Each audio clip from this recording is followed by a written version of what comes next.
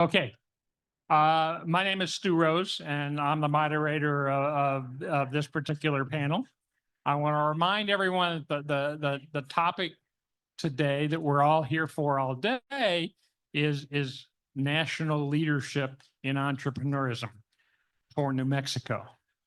A key point that I want to make is that if you look at the data, 100% of all new jobs are created by small business, companies with 50 or fewer employees.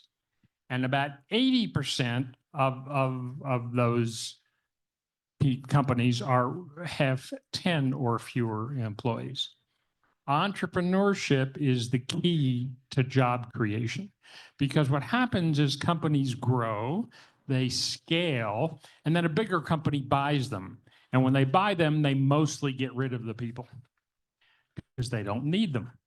And that's why to thrive in job creation, entrepreneurism is key.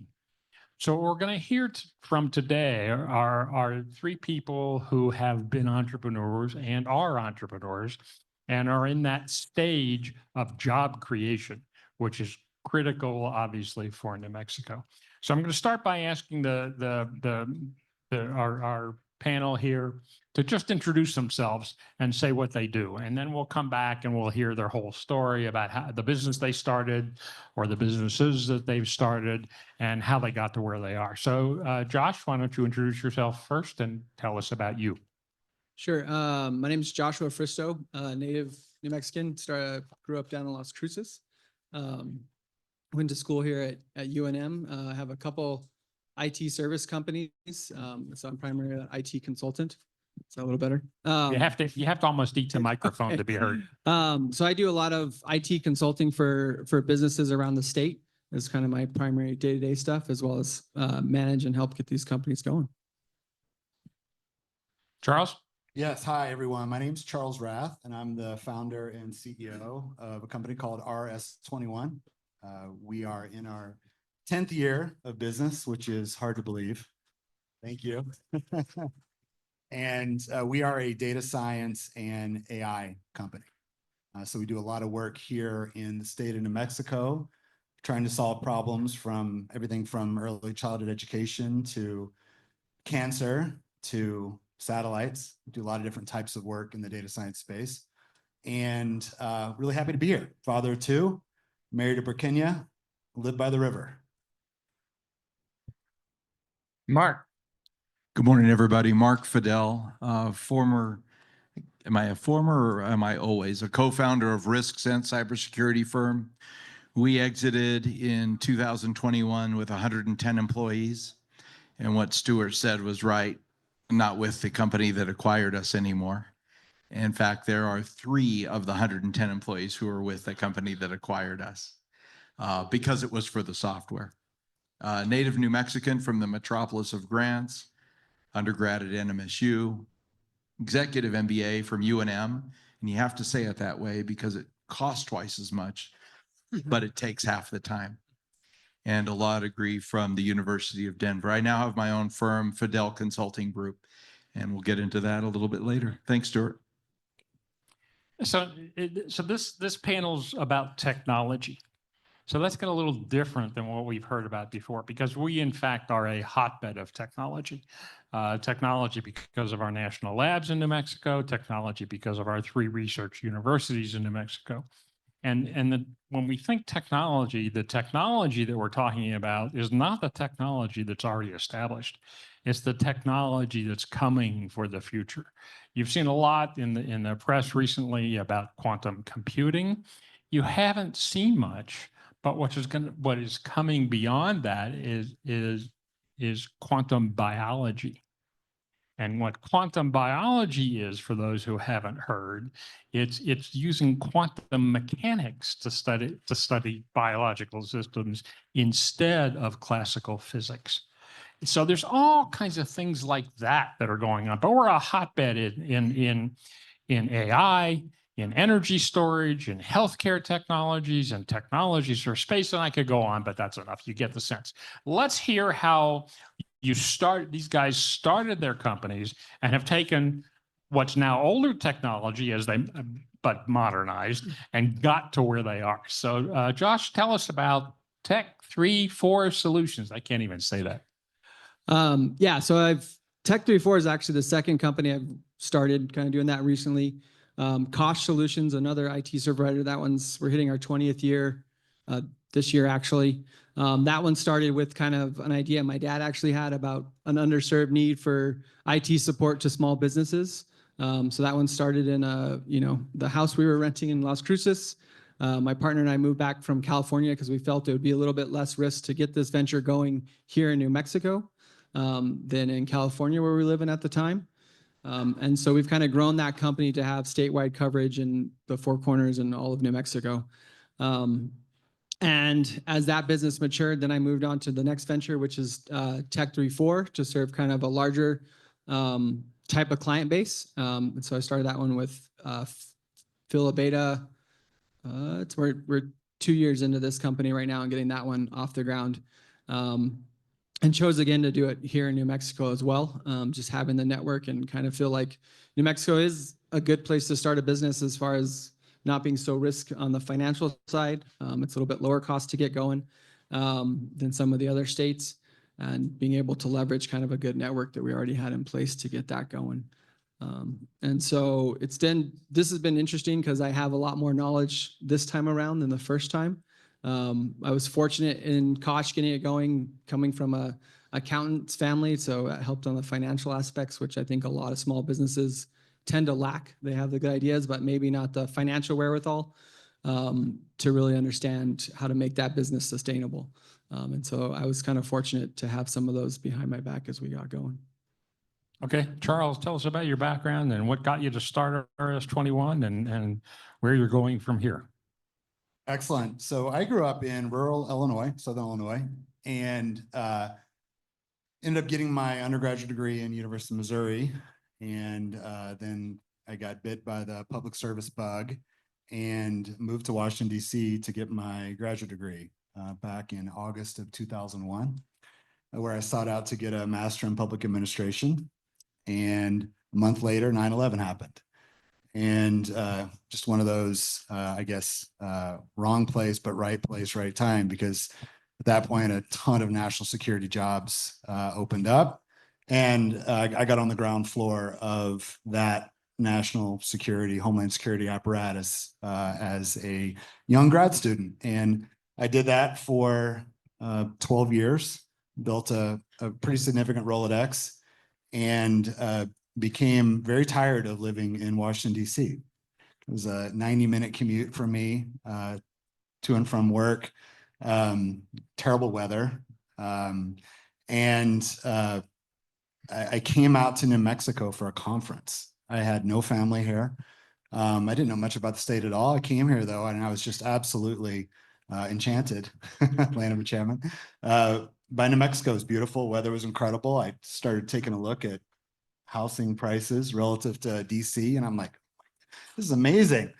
And there's this place called Sandia Labs that does a lot of work for us out in DC. So I worked my network and got a job at Sandia. Not the typical Sandian. I don't have a technical degree, although I led a lot of analytic organizations in DC. But got into Sandia and started a program there, helping cities around the world become more resilient to things like extreme weather events, terrorism, et cetera.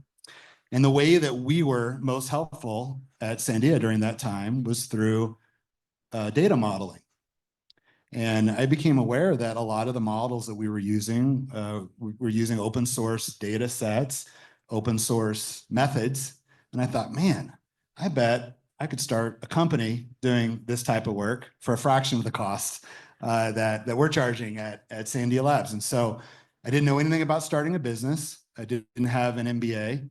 And just at the time, I just so happened to get invited to a meeting at Dale Decker's office. They're out on the Journal Center, a beautiful facility. And in walks in this guy that looks like the dude from the Big Lebowski, wearing all black. And he's got all these incredibly talented people working for him. And they're doing all this creative work. And I went home that night and I told my wife, I said, I just met the most inspiring man.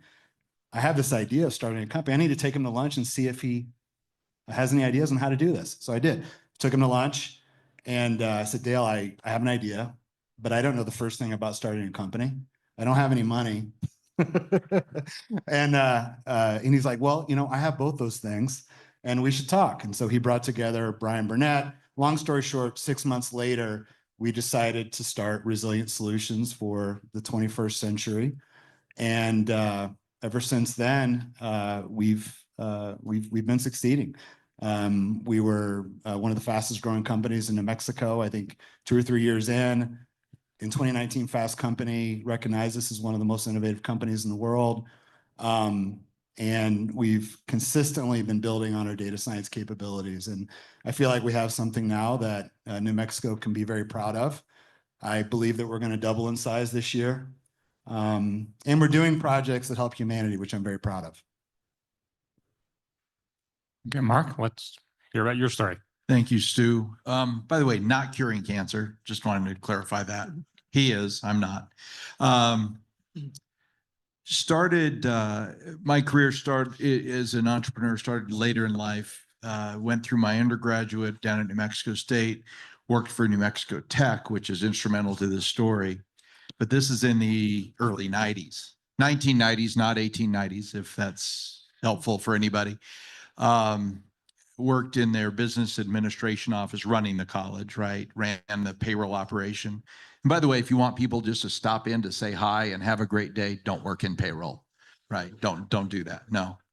If you want them to complain about the child back pay on child support that they're having to pay, then work in payroll. Fast forward to my MBA at UNM. And the executive MBA at the time, you had to be a working professional. It was every other weekend, but the large value in it was the cohorts, right? Your classmates. And some of my classmates worked for Intel Corporation, and I went from New Mexico Tech to Intel Corporation as a financial analyst. Worked for Intel for a total of 4 years. The last year was in Portland, Oregon. And my boss, I was a senior financial analyst, and my boss was a woman who had 3 financial analysts working for her. One covered HR worldwide, one covered legal worldwide, and the other, me, covered accounting and payroll worldwide. And so my customer was the company's controller. And so his direct reports that are grade levels above me reported to me for budgetary purposes. And it was fascinating because at the Intel facility in Rio Rancho, I got a very micro view of a factory, what it took to run a factory, what it took to buy the equipment. In Portland, I got a macro view of a corporation, and it was really fascinating education. It was also at that time that I had taken the LSAT to get the score out there, and I not knowing any better, I only applied to 2 law schools, Lewis and Clark College, because that was in Portland and I could go to their evening division and work, and University of Denver, because they have an evening division and I could also work. Money didn't want to get into loans with law school. So I was able to get to University of Denver. By the way, UNM doesn't have an evening division, just clarifying that. Worked at University of Denver with the intention of returning back to New Mexico and working here. Small problem is I hated litigation. And what was my first job? With a great firm, Module Sperling, wonderful firm, but I was working a lot of nursing home defense work, right? Wrongful death suits, malpractice, malfeasance, those type, but defending nursing homes. And I told my wife, I said, if I'm going to be doing something this many hours of a day, I've got to enjoy it a lot more than I am. Those aren't dinner room topic, dining room table topics that you bring home to say, hey, honey, you should see the photos I had to see today in our defense work of this nursing home. So one of my mentors at New Mexico Tech, his name is Dennis Peterson, since passed, Denny Peterson was their VP for Finance and Administration. He called me up and he said, Mark, I want to introduce you to one of our PhD candidates, Srinivas Mukamala. Srinivas was a PhD candidate in computer science with a specialization in machine learning. He and his fellow students were being called on an awful lot to help solve security problems for state agencies.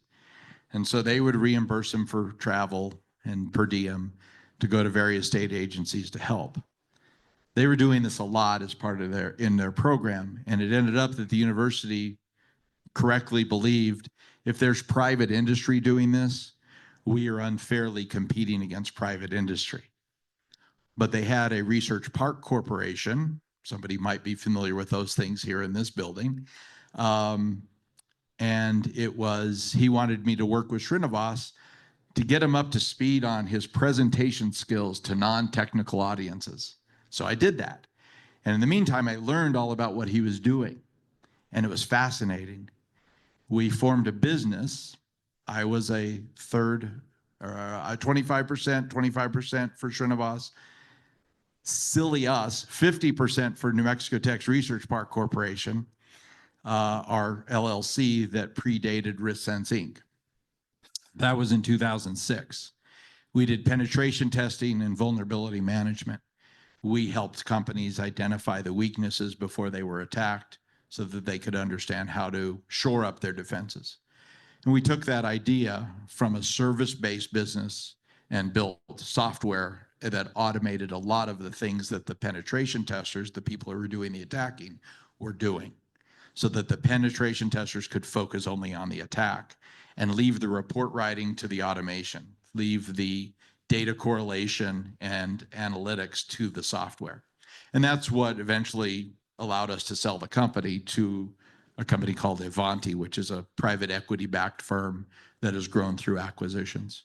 In 2021, we were one of 3 companies that Ivanti acquired, at any rate. It was a good exit. It wasn't so good that I'm not working, but it was good that I'm able to pick and choose what I'm doing now. What I'm doing now is I have technology companies as my clients, and I help them with business development, with cyber risk management, executive sounding board, right? The trusted referral or trusted reference for things. And I'm really happy with the work I'm doing. The others, because those companies that are on a retainer, I'm on retainer with them, allow me some latitude to have some startups as clients too. And those startups, the only criteria I require is that they have something ready to sell. Technology, either a product and or service ready to sell. And I help them build that business around what they're doing great, right? I'm not the one to come in and say, gosh, that code looks a little off. No, but I'm the one to say, gosh, I think this state agency would really benefit from this code, from this software. Let's go put this together. And so that gives me some latitude to be able to do that. Learned a lot about working in the entrepreneur ecosystem. Apparently nobody pays you if you're called an entrepreneur. You have to actually do something with that. And we'll get into that, I think, a little bit later.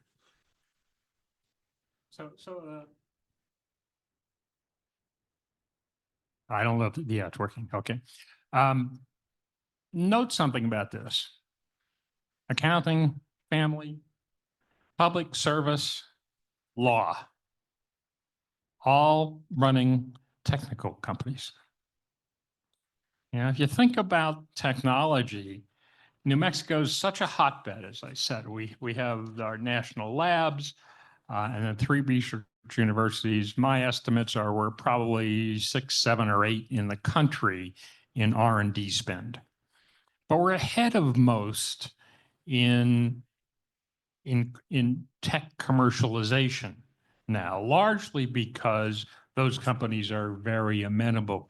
Those entities, research entities, have become amenable over the last 10 years to getting their technology into the world for real world use.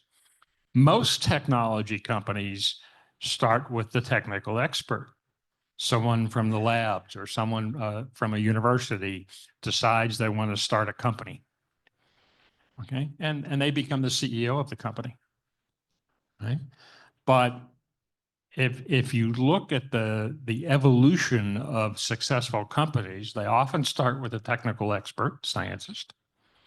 But then what the company needs next, so technology guy perfects the technology. Now they need to start raising money. Not many technology people know how to raise money. Okay? So you need a different kind of CEO, and that technical expert, if they want to increase their odds of success, needs to back away and becoming the chief technical officer and bring in someone who knows how to raise money. And then as the company evolves further, you don't need someone who can raise money anymore. Now you need someone who can do marketing and sales. So there's an evolutionary process for taking a technology and making it into a successful company. Do you guys have thoughts and comments on how that's evolved and your experience in taking what you started, technology, and evolving it into a successful company? Mark, Don't take other people's money too soon, because then it's other people's money and other people's ideas. When we went from an LLC to a C corporation, the primary reason we did that was so that we could work with venture investors, which is all great. We were profitable, mildly profitable until that point in time. I say mildly profitable because you honestly don't want to be wildly profitable, because that means, to me, that means you're not using those resources wisely the next year, right? If you're stashing that away in profits or owner's draws, right? But we were mildly profitable until we started spending into the future with venture money, right?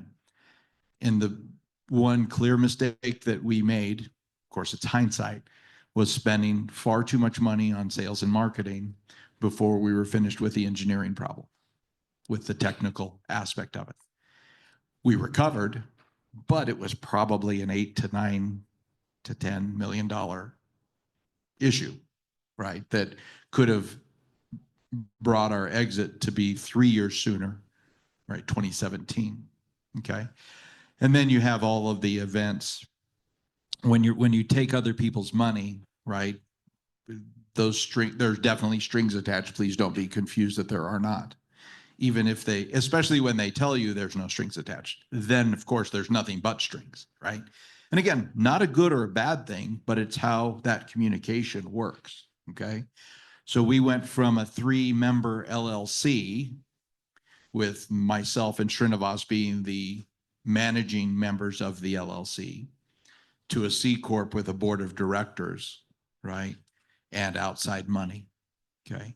The outside money ended up being useful, and it really expanded our reach. And I think we were ultimately successful, right? But again, hindsight's really perfect on that level. Yeah. One thing is for certain, and based on my experience starting a company here, is that there certainly is no shortage of technologists in New Mexico. Whether it be the national labs or the university there or Intel, there is a rich history of brilliant engineers and scientists here in our state. What we are lacking are founders and people who have experience and have the drive and have the energy to start a business, to do what we've done. We also have a lack of capital. I think that's getting better. I think we still have a ways to go. But if you take a look at, the surrounding states, I like to pick on Utah as a state that, generates 10 to 15 unicorns a year. We're wildly behind. And I believe it's because of lack of founders and a lack of capital.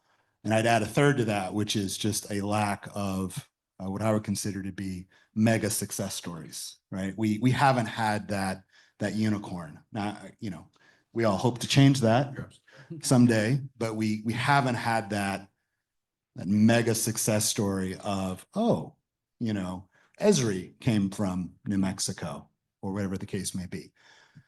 I think on the issue of attracting more founders. You know, you think about the type of person that comes to New Mexico to start a career, right? They're working at a national laboratory in many cases, right?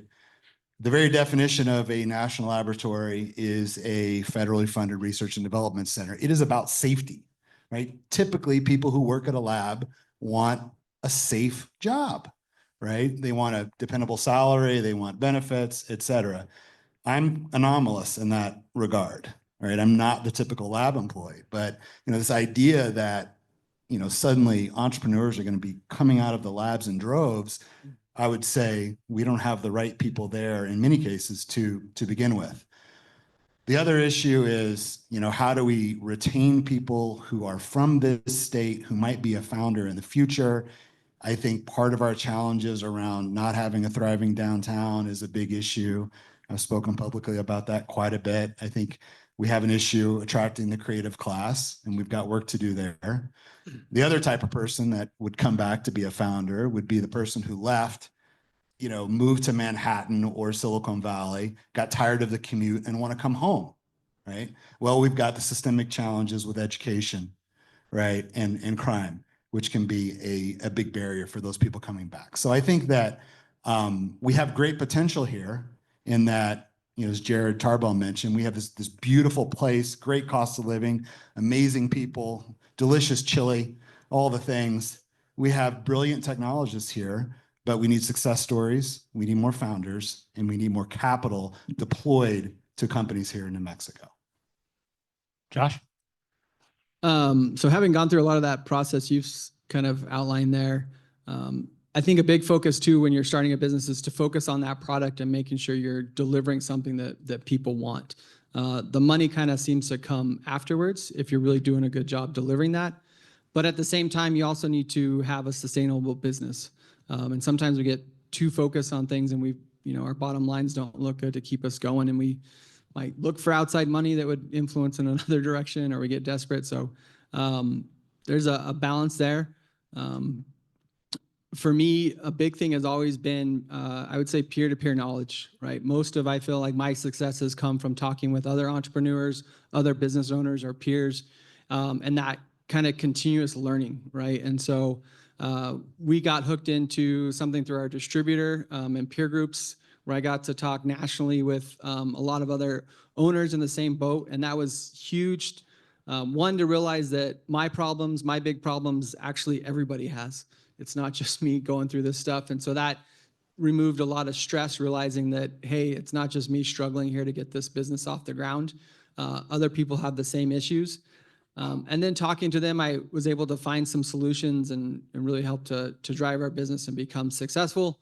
And so that peer-to-peer sharing and kind of working together, I think is huge for a lot of entrepreneurs. Sometimes we might silo ourselves and we might not get out there, although I feel like a lot of us are probably pretty good at seeking out and finding those answers. But that's been a big thing for us to be successful, is that peer-to-peer. And I have to admit, a little bit, it's been challenging in New Mexico to find some of those people. We did have to go outside the state to find some people to talk to us to really help grow our company and kind of mentor us a little bit. But I think there's more and more of those people here in New Mexico, but it is still difficult to find them. So I constantly looking for that peer-to-peer. I have a couple more questions that I could ask, but while we still have a couple of minutes, let's see if anyone in the audience has anything they'd like to ask in particular to this panel.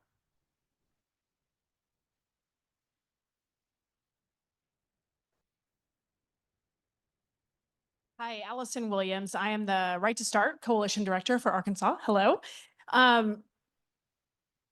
Charles, you mentioned capital deployment as a real challenge here in New Mexico. Can you talk about at what level you see that challenge? In Arkansas, we see a lot of seed and angel investing. We don't see those next tiers, and then we see the VC work coming in. So can you talk a little bit about where that gap is here in New Mexico? My experience has been very similar to what you're describing in Arkansas. There's some angel money here. There's some seed money. You don't see a lot of large Series A. You see virtually no Series B or Series C. you will see a lot of articles in Albuquerque Business First or Albuquerque Journal about massive amounts of money from the State Investment Council going to various venture capital firms. And that's great. I think that fund is doing quite well. The question that I would ask, and I would encourage you to ask, is how much of that money is actually getting to companies into New Mexico? And that answer is virtually zero. I think it's something like $3 billion has been invested from our State Investment Council into $6 billion has been invested from our state's investment council into a variety of different funds. And virtually none of that money then has been reinvested in companies in New Mexico. Now, in the fund's defense, they would say that, they're not built to do that. They're built to grow the fund, not necessarily grow companies in New Mexico. But I see it as a huge missed opportunity that we've got so much capital that we are actively deploying into venture capital, into investments, and virtually none of that money is getting invested in companies in New Mexico. So let me comment on that just because I have direct experience. So for those who don't know, I run an incubator, mostly in the biosciences, but it's evolved to more technology-based companies of all sorts. And I'm very involved with the fundraising. I'm a venture partner in Tramway Ventures that is a bioscience investor as well. And what they're saying is absolutely correct. If you compare us, New Mexico, to other states, if you're starting a company, a technology-based company, with potential, and you need that first $1 million, it's probably as easy to get here as anywhere in the country. Maybe even up to 2 million. Okay, in a variety of fields. If you need more than 2 million, it's really not here until you get to the point where you need 25 or 30 million. And that's here. And the reason that's here is what Charles mentioned. The State Investment Council has invested $6 billion, I believe the number is, in big national venture capital firms. Some of those achieve the mission of the State Investment Council just to get a return on their investment, to grow their money and get a return.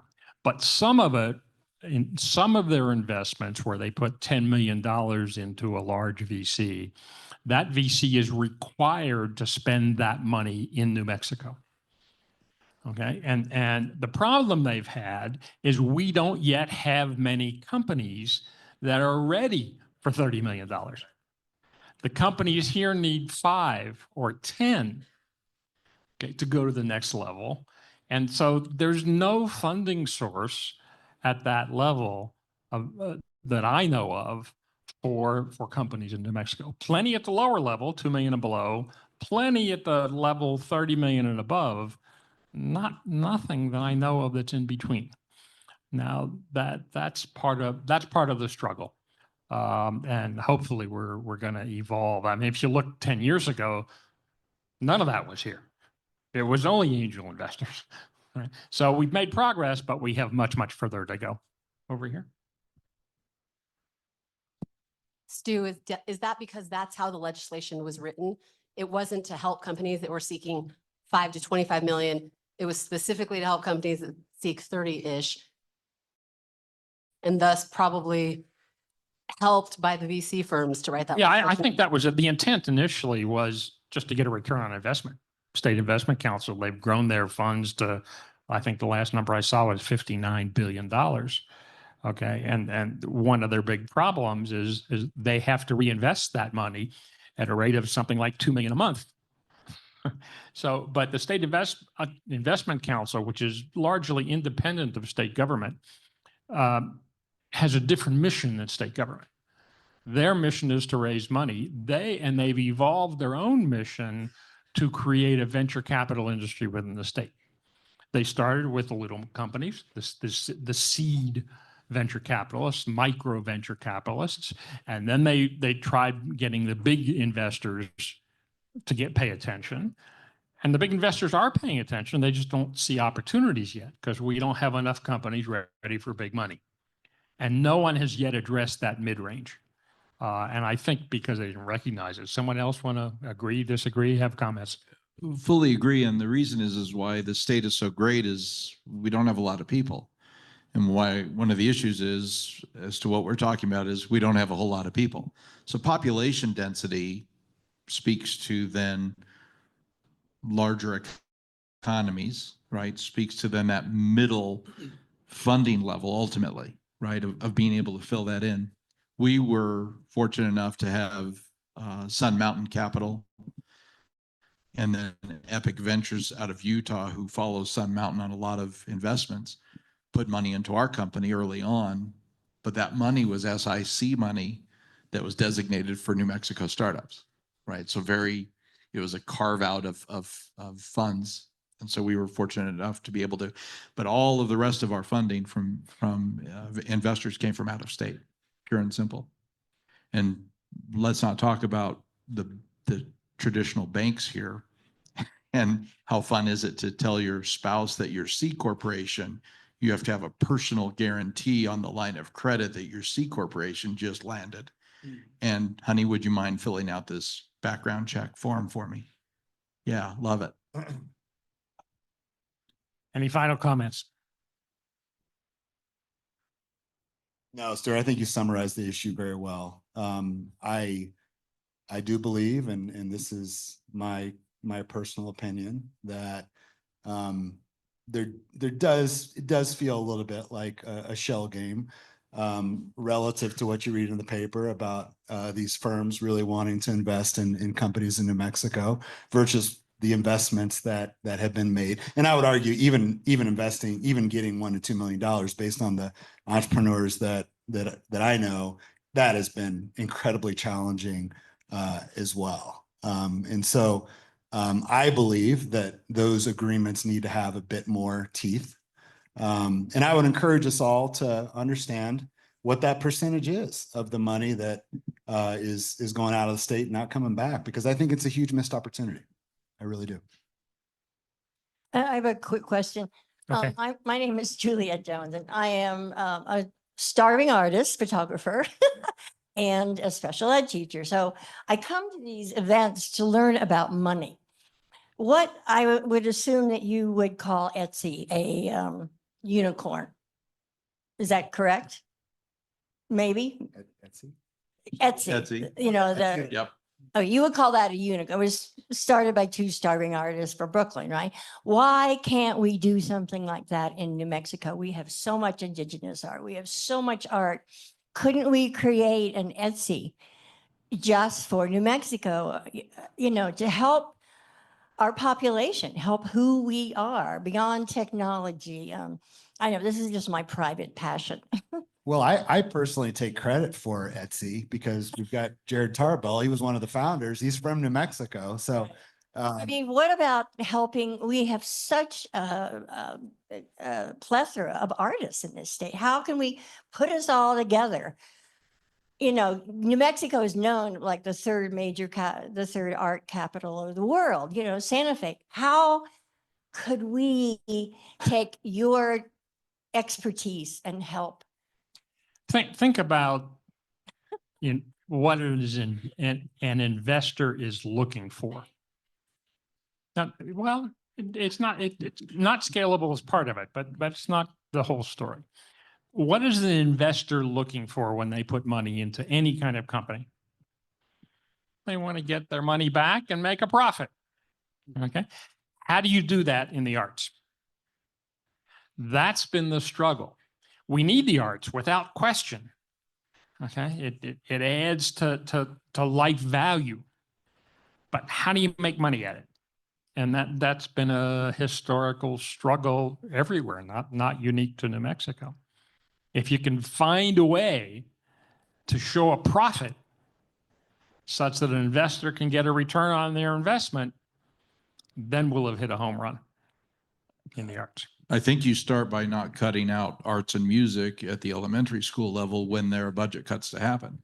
If you make that a less valuable thing at an early stage in a person's life, then it becomes a less valuable thing to that person later on in life. And then collectively, arts and music is a great thing to have, but it may not be a must-have. And I don't agree with that. I think it is a must-have, right? We have in public works projects, right? 1% for the arts. Why not 5% for the arts, right? I mean, why is 1% the limit? I think we're out of time. Thank you, Stuart. One more question here? One last question for Charles. Charles, I really appreciate your assessment of New Mexico on the needs that we have in New Mexico. I also grew up in the Midwest. I'm from Indiana. But I moved to New Mexico because of my interest in senior living, just because I think New Mexico, I came here and managed a facility called Manzano del Sol in 2018, and just loved the weather, the affordability for retirement. Even though I'm not that age yet, but I saw a great opportunity to develop senior living in New Mexico.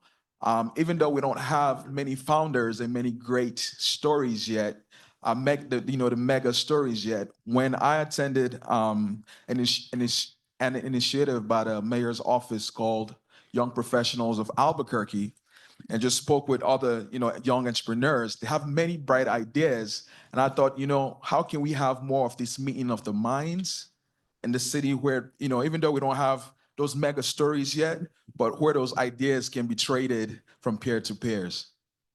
Just wanted to get your feedback on that. I love your idea. Let me know when the first meetup occurs and I'll be there. I agree. I think that there's a hunger here that we haven't had in many years. It feels like we're on the precipice of something really special, hence this event. So I agree with you. I think it's a great idea. I want to thank our panel today. I want to keep us on schedule too. So